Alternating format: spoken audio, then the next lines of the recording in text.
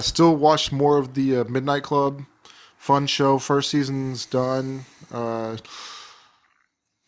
don't want to give anything away, but you have to get used to the melancholy kind of like sad tone of the show. You know, like a lot of bad shit happens in it.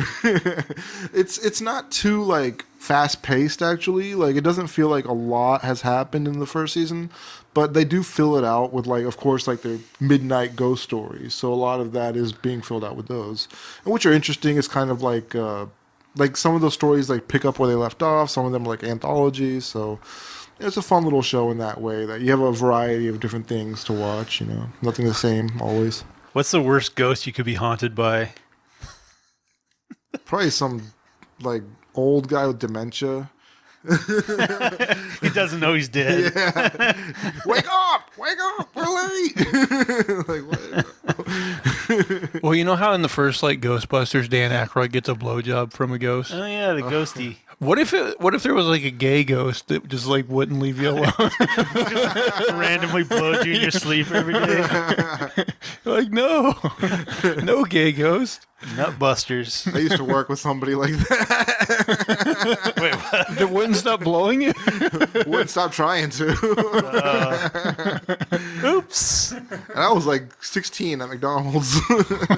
Nuts, man. It wasn't like a 75-year-old manager or something. No, it was a tiny little Chilean guy. I don't know. But definitely putting it out there. Oh yeah. You didn't want to walk into the freezer with him behind you. He was putting it out there and putting it in there. He was trying to. I don't think he was putting it in anything though. I think he was the catcher.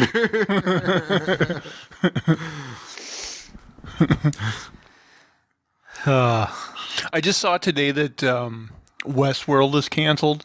No. Which is kind of a bummer because like I haven't watched season 4 yet, but now like not knowing if it like even like how it ends, I'm not sure I want to because like I was kind of meh by season 3.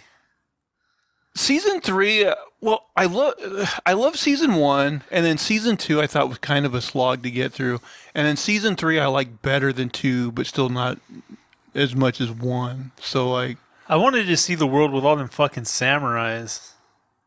Oh, Samurai Land? Yeah. Oh shit, there was a Samurai Land? Well, like in the first one, they're going through like these levels of this complex, and like one level has all the Western stuff, and they go to this other one. It's just a bunch of like samurais hanging around, and like, oh, I want to see these fucking samurais. I mean, they might have had that in season 4. I haven't watched it yet, but like, it is disappointing when a show gets like canceled before it can like wrap up the way they want it to, you know?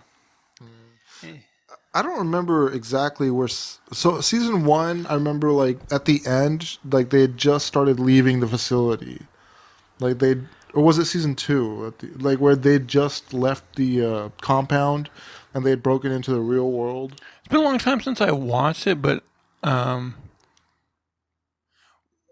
I don't think they get to the real world until season 3, right? I think it's the end of season 2 where she kills like the creator, Anthony Hopkins. Oh, okay. Then I've seen the first 2 seasons. Well, Anthony Hopkins dies in the first season. Does he? Okay. But she doesn't like... Oh, that's right. She's like operating in the world still in the second season. Right. I don't think she makes it outside until like the end of season 2, and then season 3 starts with her like in the real world. Okay. Yeah, that sounds right. Yeah. Yeah, so I watched 2 of the seasons. I mean, I felt like it lost a lot in season 2. Oh, it definitely did. Like season 1 was great, and then I remember season 2 like season 1 was one of those things I binged watch and just like kept going because it was so good. And then season 2 I remember like taking a break for a while and then eventually coming back to it because it was like really slow. Mm-hmm. I think it might have even been like one of those things where it was like told out of sequence to a certain extent. And yeah, it just, I don't know, it wasn't as good. Mm-hmm.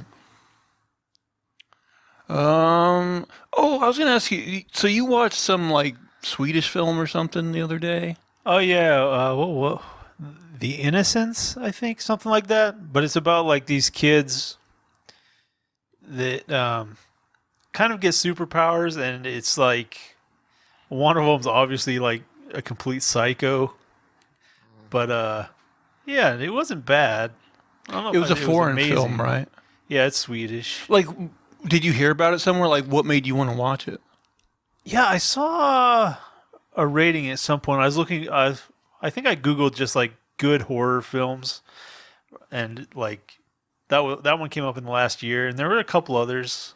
Like I know Roman watched the Barbarian one was supposed to be good. I've heard a lot of people talking about that one There's online. one called X that's supposed to be good. Yeah, I've heard of that one too. I've heard of Barbarian, X, and Pearl. They were supposed to be like three really hyped up movies. They're like related or something. Well, I think think X so. and Pearl are. I think Oh, okay. Barbarian's separate. Okay. Oh yeah.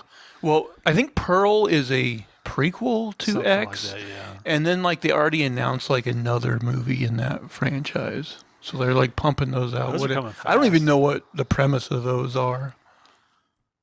Well, I know one is like the Barbarian one is something like she goes to like a Airbnb or something, and there's like somebody else there. Yeah, and apparently it has like some sort of twist in it. And the X one is like there's like well, I think it's like a slasher, right? There's like a group of kids who go to shoot a porno out in the country, and then like these like yeah, I don't know if they're like religious nuts or something, but like the family finds out and drama ensues. Oh, I think there's a couple of old people get really jealous. Oh, is it jealousy? Yeah, so they're like Interesting. staying in like. I think they Nobody come- wants to fuck the old people. It's exactly that. They're old and lonely, and they're like all these young people get to have sex and look good and all this stuff, and they just like start killing them. Slashers never like people fucking, do they? Nah, man. Some hardcore Christians are out there making bloody slasher movies. I wish that was like you find out that's the motivation for like all the other ones, like Jason and Michael Myers. what I always They're thought. just like nobody will Sexually fuck us. Yeah, like everybody else is fucking, and I'm tired of it. Who's gonna fuck me with all these burns? Yeah. Nobody. This dude's getting laid and I can't get any? Oh, no.